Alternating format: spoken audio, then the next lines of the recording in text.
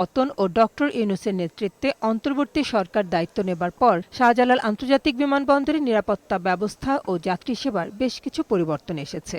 বিমানবন্দরের ভেতরে ও বাইরে নিরাপত্তার দায়িত্বে আনসার বাহিনীর পরিবর্তে দায়িত্ব পালন করছেন বিমান বাহিনীর 850 সদস্য। সাথে আছে সিভিল এভিয়েশনের নিজস্ব নিরাপত্তা কর্মী। লাকিসের জন্য অপেক্ষা করতে হয়, এখন সেই সমস্যাটা নাই।